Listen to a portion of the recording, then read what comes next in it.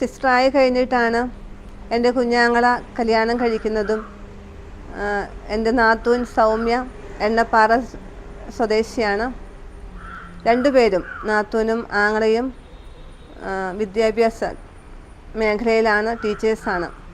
അവർക്ക് 2 ആൺകുഞ്ഞുങ്ങളുണ്ട്.